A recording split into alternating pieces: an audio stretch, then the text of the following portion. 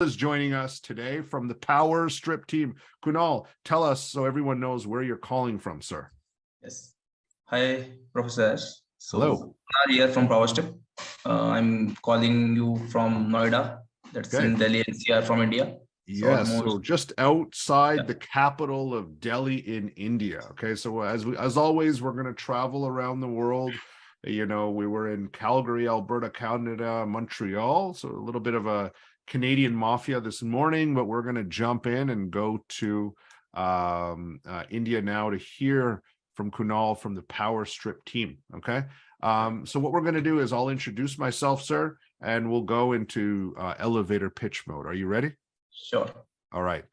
Hi, Kunal. My name is Ash Singh, and I made a lot of money on Tesla stock over the last couple of years, and I'm looking to invest in the next big thing in the EV space. I heard you're working on something. Tell me more. Great. Welcome to this discussion. So I'll give you a basic understanding of what we do. So in plain English, what Powerstrip basically means and is an extension where you plug in your power socket, power outlets. Yes. So what we actually are building, you already are aware of the EV space, how it is growing, how it has made everything accessible to all, how people are using electric mobility to save the planet, to make their daily commute very easy, very cheap. When we see when we compare the automobile industry, the EV industry from the US market, where you actually have made a lot of money, to the Indian segment, what we see is that the type of vehicles are very different. The type of vehicles where in US and Europe markets, it's like 90% four-wheeler driven. In India, it's 90% two and three-wheeler driven. So there's a lot of difference in terms of the vehicle type itself. But when you talk about chargers, there's a lot of difference about the charger type, the charger connector, the battery connector, the battery type, overall communication protocols, battery voltages. So basically what we say is that if India has 50 types of EVs available in the market, India has more than 50 types of connector available in the market. So creating a generalized infrastructure to charge these EVs in public is one of the most crucial problem that we're dealing with currently. And one of the major solutions that we want to make to this problem is to make EV charging accessible to all with a generalized solution that basically makes sure you can charge any type of EV anywhere in any of the parkings. So basically charge where you park. That's how we convey it. So you use the 18-hour in a day, your vehicle is normally parked somewhere. We want to use your parking time to convert it into a charging time. So that's the product that we want to build.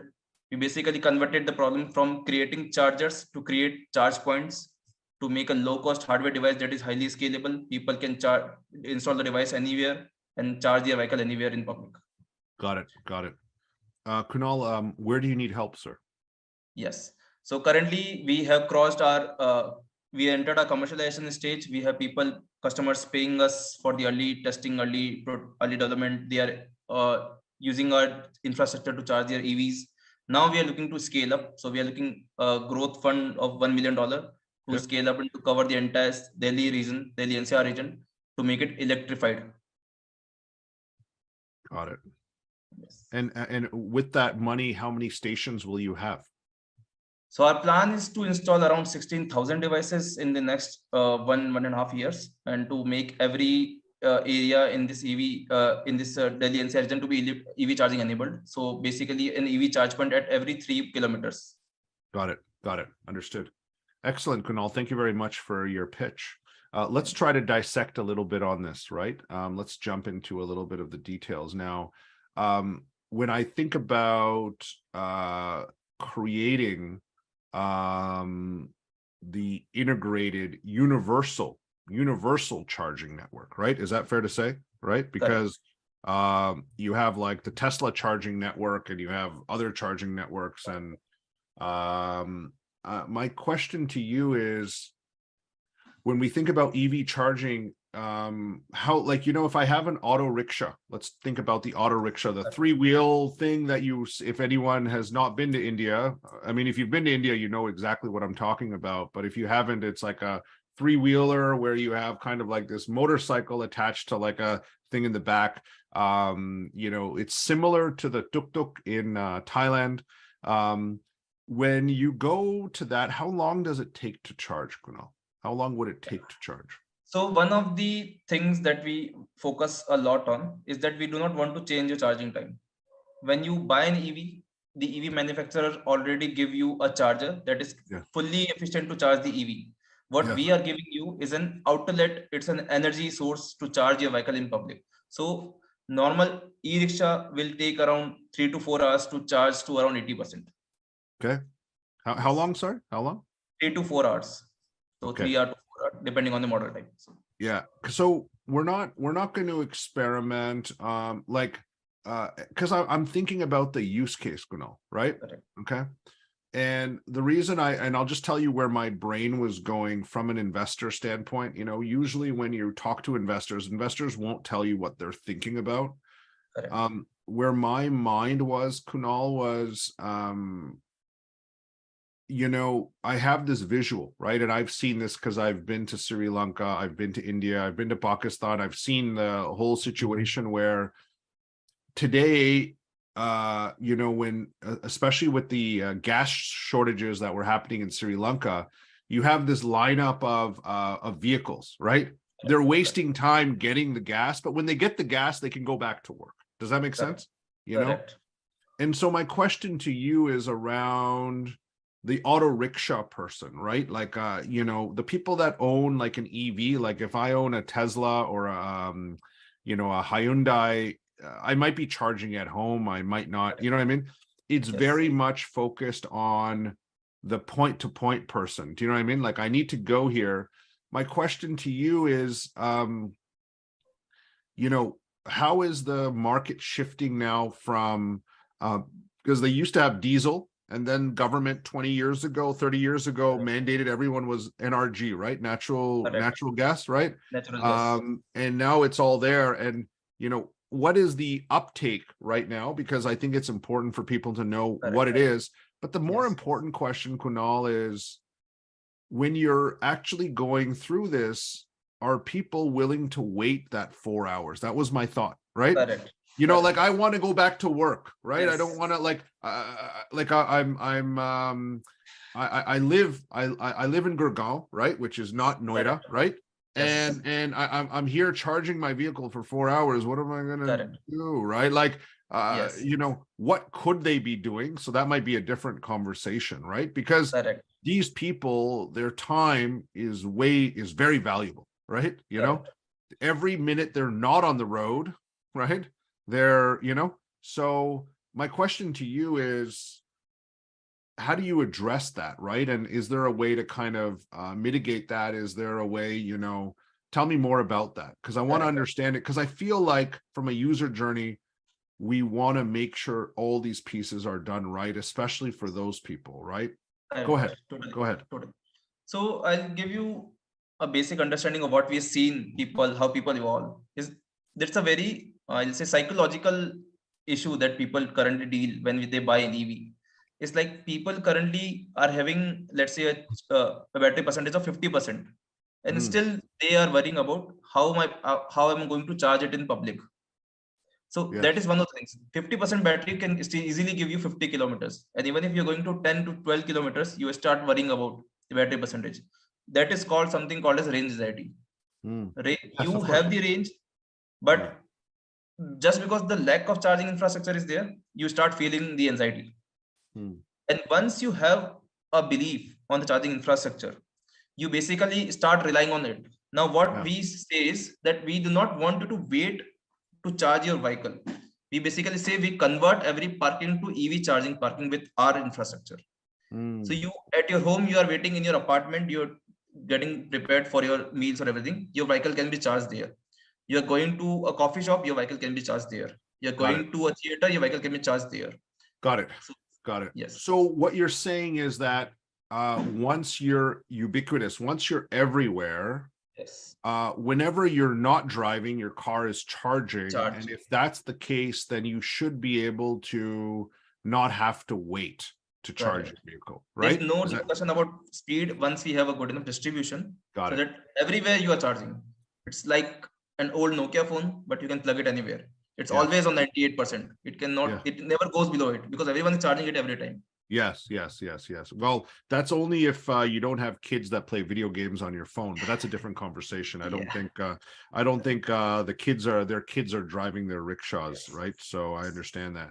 So you want to create that ubiquitous platform. And tell me, Kunal, let's talk a little bit about the numbers, the financials around what you're doing, right? Because that didn't come out. I want to understand how, because there's a lot of parking spaces, and in India there's legal and illegal parking spaces, right, Kunal? Right? I mean, we've seen basically if your rickshaw can get there, right? It's amazing where rickshaws can go, but tell me about the monetization model, right? How do you create the right, because you have these boxes with these universal connectors, okay? Correct. And I'm assuming that they're all being installed with reliable charging, right? Because sometimes generators and all that other stuff is required, but we won't talk about that. Tell me about the business relationship you have with the hotel or the coffee shop or anyone that has space, right? Go ahead. Correct. So as you already mentioned that India has two types of parking. So we call them secured and unsecured parkings. So secured basically have a security guard there. So people who is coming in, who is going out, it is already like noted. It's recorded somewhere. So these types of parkings exist in malls, apartments, or any of the office spaces or some similar spaces. So there people are coming mostly in either two-wheelers or in four-wheelers. There's no three-wheeler access to those places. Got it. So we basically have devices installed in their parkings. And what we do is these people do not worry much about the money that they're going to earn with the charging infrastructure. They worry more about the service their customers or their employees are getting. Okay, got it. So basically these types of customer are the people who actually buy the device itself from us, and they install it in their parking and they give it free to their employees. Okay. Let's say a mall giving out, it is a additional parking facility. So currently mall parking charge maybe 20 rupees per hour. They can make an EV zone. It will charge you 50 rupees an hour. You can charge your EV if you want.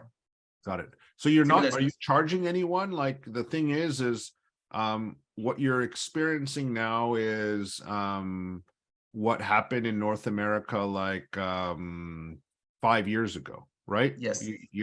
We used to have shopping malls and all these people that would allow you to charge for free. Is that what you're doing? Are you charging? Yes, because they give you, because the engagement increases. The trust increases on the person who is giving you free charging. Got it. So you're making the assumption though, that because you're offering it for free for the network, that it's not free for everyone. It's free for the secured people who buy the device. So we already have made our money in selling the device to the businesses. Okay. Yes. Got it. No, I'm talking about the users that are going to charge their vehicles. They don't have to pay. They don't have to pay. Depending on the merchant. Let's say I'm an office owner and I want like 10 devices. They want to for make my money. employees. They have the option. They do not want to. Then if they say that you make the money, then we can make the money. So that's the kind of model that relationship exists between the merchant. That's what we say, the parking merchant, and us. Got it.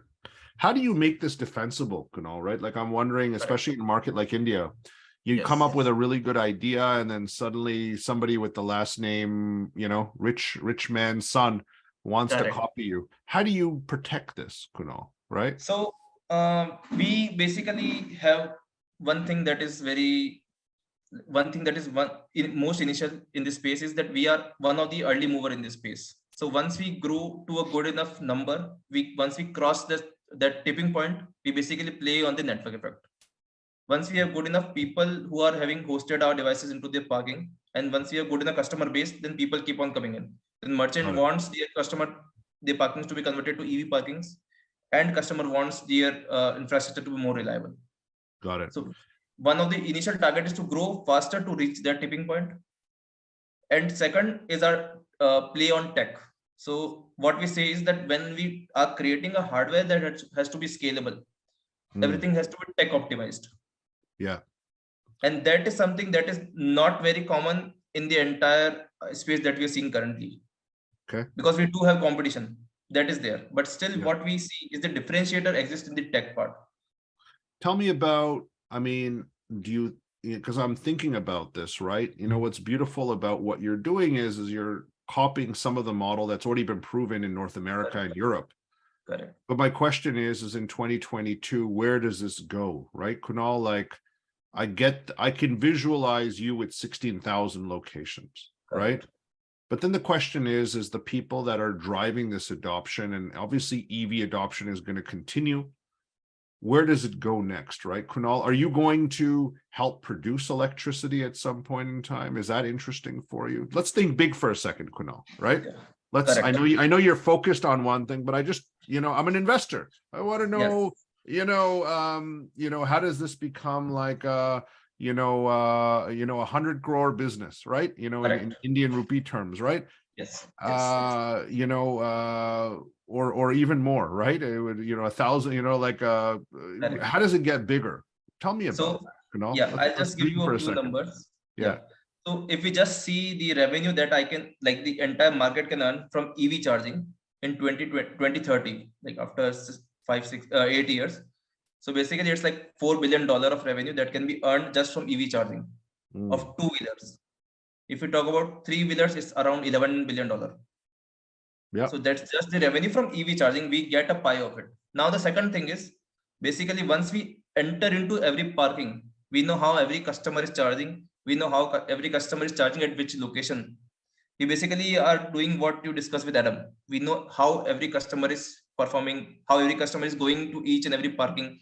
Each and every business know how my customers are engaging with them. So that is one of the data that we can play on. OEMs need this data because they want to see how their vehicles are performing over time. Because you also get the data from how the charging process, basically how the charging is going on, how much charging is affected over time. So these type of data is one of the bigger play that we see once we reach that threshold. Got it. Yes. So okay. Yes. Okay. Correct. Can I suggest something else, Kunal? Yes. Is that okay? Yes. Right. As we think, you know what I mean? And let's have fun with this. Why don't we do this? Because I'm interested in like for us, the idea of raising capital and getting to your network is actually not, I don't see that as a big challenge, Kunal. Okay. Right. This can be solved. It's not really a challenge for us. The bigger challenge for us is, where do you go and how does this become a truly $100 million company? And how do you lock people in and how do you know what I mean? Drive the elements. Okay. Okay. So I could tell you what I'm thinking right now, or I can pitch it to you. Would you like me to pitch it to you? Yeah, I love to. You know what I mean? And it's just a thought that came to my mind. And again, it's just as we were talking, and we'll see where this goes. Now, as part of the pitch, you need $1 million for your growth, right? 1 million US dollars for growth, or 1 million rupees? $1 million. Okay, good. Because rupees aren't doing that well right now. Tell me about how many locations you have, and then you want to go to 16,000, right?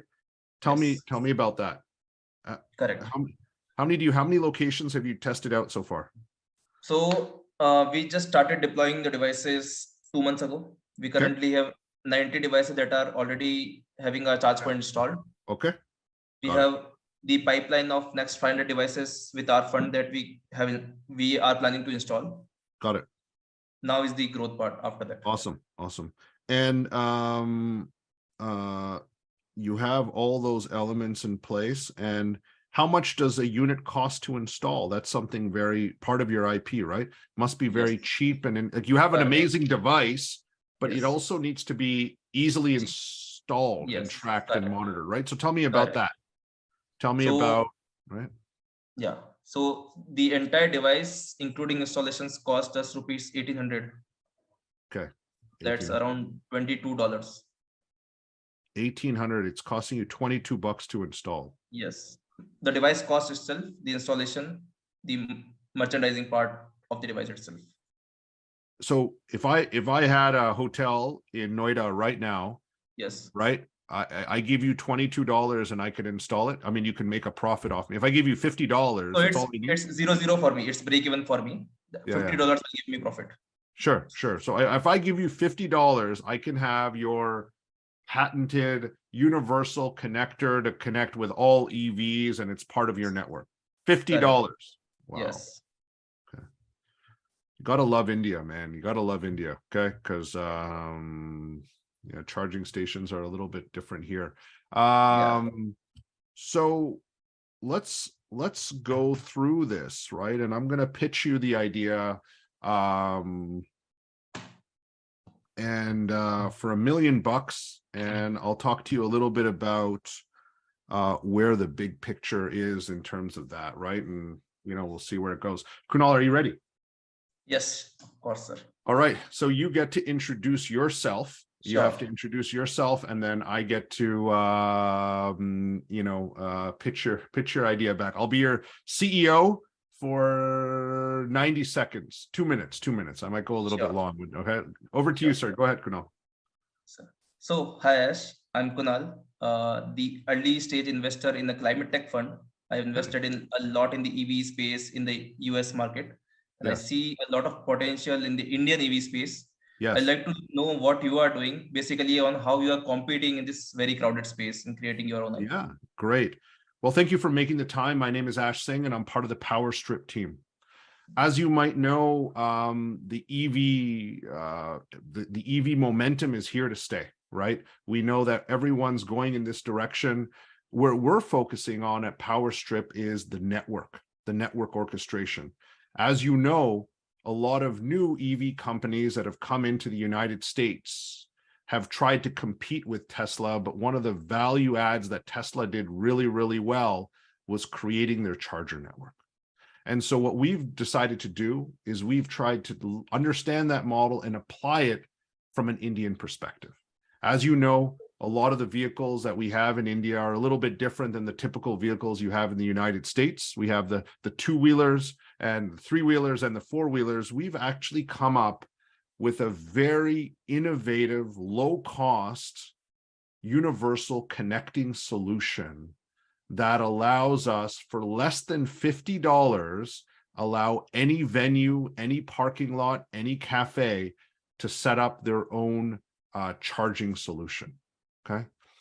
We've spent a lot of time building these components, and it's built specifically for this Indian market. We've had a lot of interest of people that are looking to provide a charging solution for their customers and their tenants. And we've launched our, we've hit our first 90 locations. And now we believe we are ready to take and drive our first mover advantage and go from 90 to 16,000 locations in the greater Delhi area. We're looking for $1 million to make this work. And through this journey, we see a beautiful opportunity of creating the best-in-class, universal, low-cost charging network for all of India. And if we do this right, we will be able to elevate and drive new value-added elements, because we're going to have these charging stations. And through those charging stations, we can have elements, visuals, cameras, Bluetooth technology for us to assess the vehicles that are there, so we can see how well the cars are running.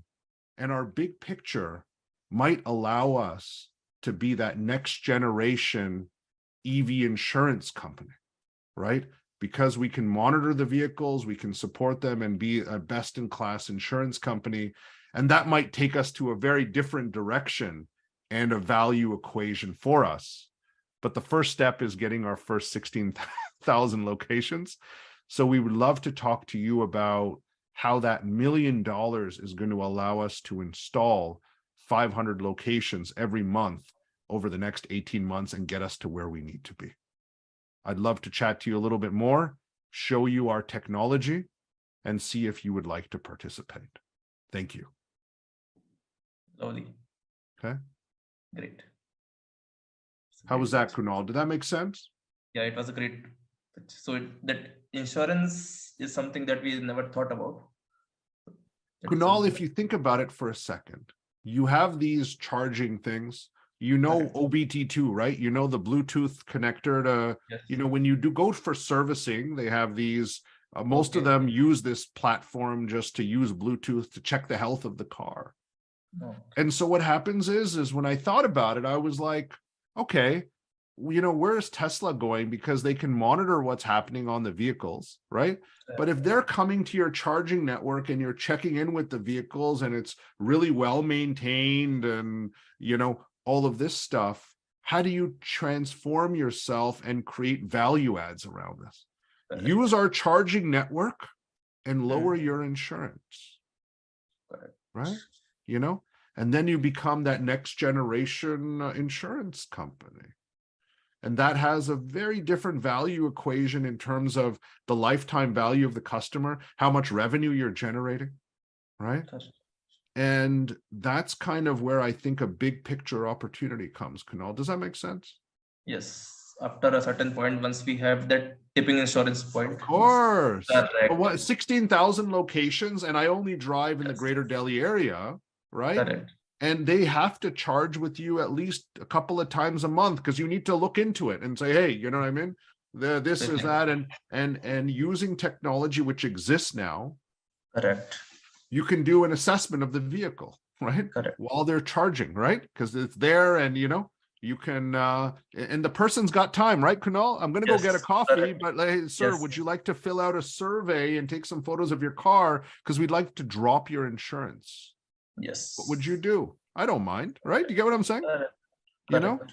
And so the idea of that perspective and where you're going, Kunal, is where you start to, it becomes a game changer. And I want you to build a business that's not just going to allow you to have the charging network in place, but the value-added infrastructure that's going to allow you to maintain your position, but radically change your valuation of your business too. Okay? Right? And that's part of the process. When we come up with ideas, you got to think about, does it fit? How is it going to impact? Does it make sense from a business perspective? Is it easy to implement? But more importantly, how does this establish a fundable event to take your business when you have 16,000 locations and suddenly you offer insurance? It's like, whoa, what just happened? Your company valuation doubles. Okay. And that's kind of the thought process we have. And that's kind of where I was going with that. Okay. Right. And if you saw, your eyes kind of lit up, by the way, when I said it, and that's what you want when you talk to an investor. You want to, you want that to happen. Does that make sense? Correct. Correct. So basically, a continuous monitoring system using. Why not? What are you? What are you? The question is always, what kind of business are you? Right.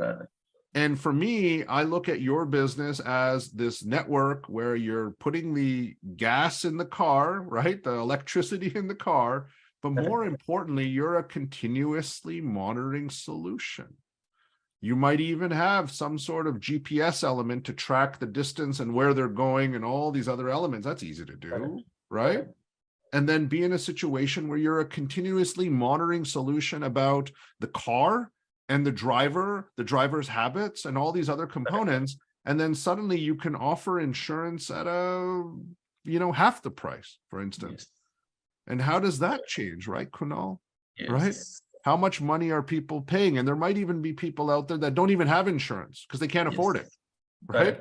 And they have to deal with theft and all these other components. So that's a game changer, in my opinion, in terms of that next phase, Kunal, if that makes sense. Right? Does that make sense? Was that helpful for you? Correct. Okay. All right.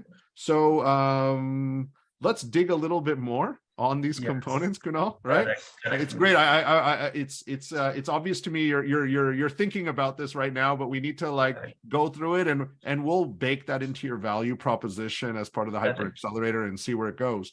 But Kunal, that's where we want to think about, because the big picture, when we think about an investor, people ask me all the time, they're like, we got we have a really good rate. We have of the companies that come through our program that have their product market fit, just under 50% of them raise funds. And people ask me, gosh, how do you do it? And part of the element is around good fundamentals, but the big picture needs to strike a chord with the investor. And it has to be believable, right? Because there's a specific type of multiple return they're looking for. And I think, Kunal, as you kind of go through this might make sense. So let's dig a little bit more deeper as part of our program. Congratulations on what you've built, okay, Thank you. and where you're going, and we're excited to see where the inflection point is with what you're going with, right? So thank you again for your time. Hopefully you found Thank you. value today, and look Great. forward to the next session. Thank you very much.